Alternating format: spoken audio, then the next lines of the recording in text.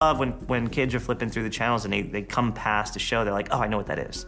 You know, it has its own look. Your one constant is sort of your DP. It's your director of photography. Come around to here for Nina's POV of Paul. Okay. I think our DP, Paul Summers, does such a cool job with setting up the shots and, you know, really setting a mood. That look, the glows, the nights, the shadows, all of those things that create our weekly look and stay consistent is our DP. Paul Summers is one of our perfect hires. He is so cool and so smart and works harder than anybody I've ever seen. And his stuff looks incredible. He's gold to the show. Now that needs to go back where it was. When I went into the initial meeting with Kevin Williamson, one of the first things out of his mouth was, make it darker. Now, as a cameraman, I cannot tell you how many times I've heard that. And usually when they say make it darker, I turn in footage and I get the, that wasn't what we meant by darker. What they meant was turn off all the lights except the ones on the actors. On this show, for the first 2 or 3 weeks of shooting, I went to what I consider dark. And I'm a pretty dark cameraman. And they kept saying darker, and they kept saying darker. I can't tell you how many times I tell Paul Summers, darker, darker, turn that light off, go darker. Marcos, when we're on set together, half the time, you know, that's what comes out of his mouth all day long. It's darker, darker, darker, darker, darker, darker, darker. And I finally just stopped lighting the actors. I just lit the backgrounds. And I got the response back perfect. I don't know, it's probably broken me to do any other show because nobody else would let me do this. I'm having so much fun. I knew that the pilot was going to shoot in Vancouver, but from there, we didn't really know where we were going to end up. When we heard that the studio wanted us to relocate the series to Atlanta, a lot of us were skeptical about that. Kevin Williamson was like, how do you feel about Atlanta? And I was like, I don't know, I've never been, why? Originally, it was due to the fact that Vancouver was getting so much rain. And then we get to Atlanta, where it rained every week. I remember in the summer it being 3 a.m. and the air conditioning not working very well and it being very hot on the stages. Then what they didn't say was that hot Atlanta turns into cold Atlanta in the winter. And my wardrobe was only short shorts and tank tops, so I had to go out shopping.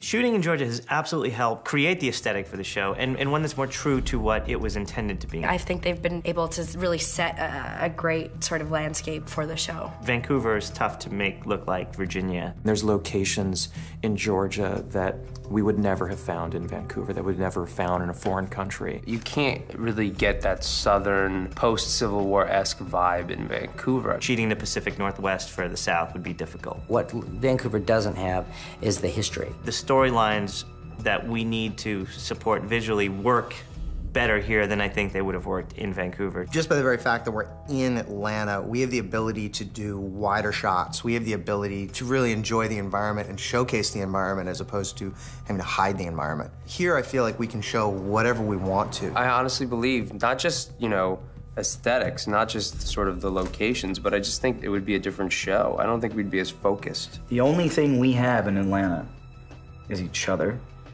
and the work. Being here in Atlanta, kind of live in a bubble where it's just like strictly about the work.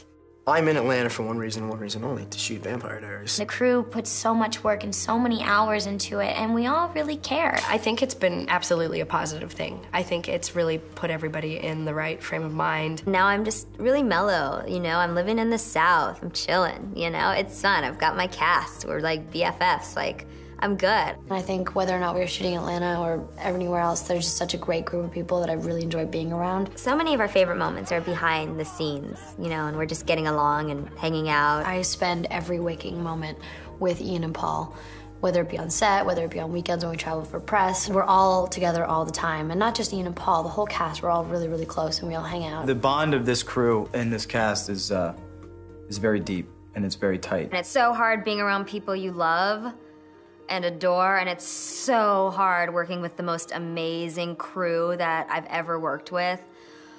Oh my God, what else can I complain about? I've never worked with a crew that's phenomenal, ever. Ever, ever. We're really lucky, because I don't think this happens very often. Night shooting is difficult, but necessary for a vampire show. Of course, on a show with vampires, you're gonna end up with a lot of night shoots. It's actually not nearly as bad as people think because fortunately we have these day rings.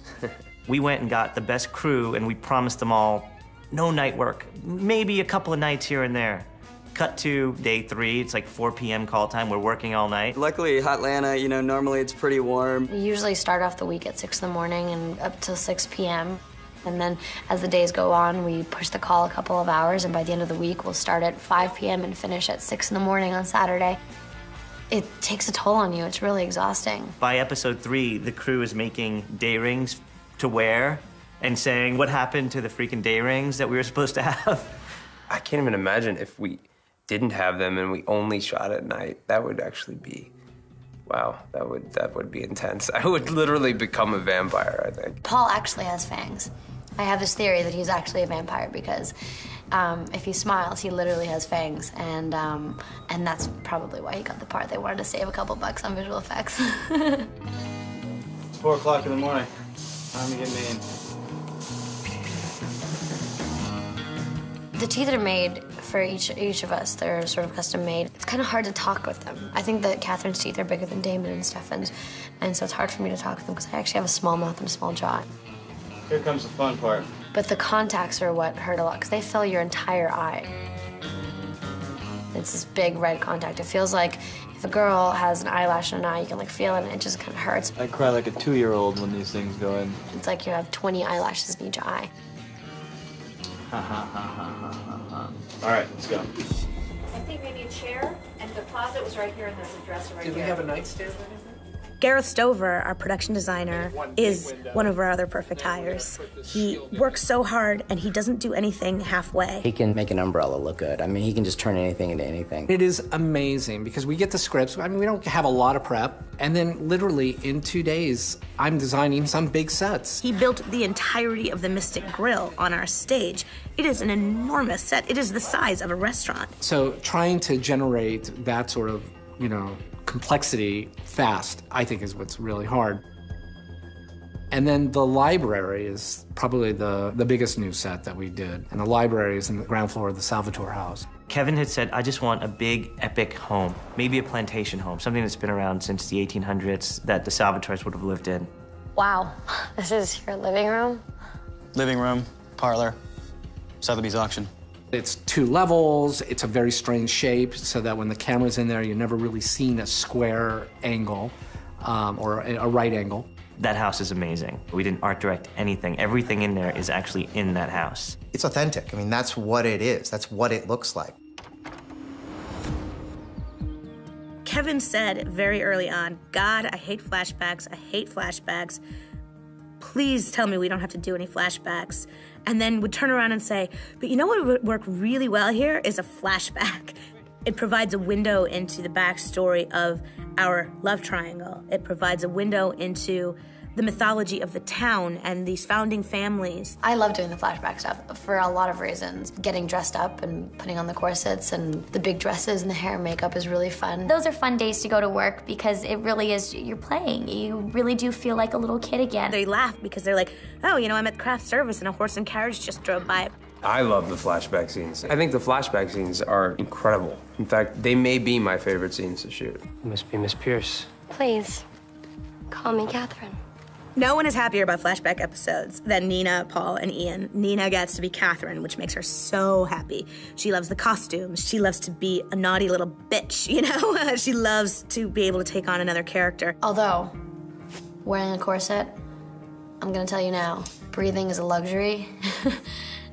It was painful. Yeah, I mean, they cinched them in so tight, and she was telling me, I mean, it's just like layers on top of layers, and a lot of stuff goes into that, a lot of makeup. The minute you get into that sort of like 1860s wardrobe, it changes you. It's unbelievable. Well, this works out wonderfully for me. How's that, Miss Catherine? Now I'll have both of you here to keep me entertained. How will I ever choose? I've never been able to be a part of something like this. We could have never imagined that it would become what it is now. This has been such a beautiful next step in my life as an actor and as a young woman and an individual. I can't remember a first season of a series that's operating at such a consistently high level of performance. Everything just sort of came together, and it's such a great show. It works on all levels. It's really well written. The actors are doing a tremendous job. It looks fantastic. I think the show has gotten progressively better. There's nothing I don't look forward to coming to work, honestly. Every day that I come to work here, I have at least 2 or 3 moments where I'm just like, this is so awesome. This is such a great job. I have some of the best lines in television, and I'm so lucky, and I thank Kevin. It's an incredibly prestigious thing to do a great show.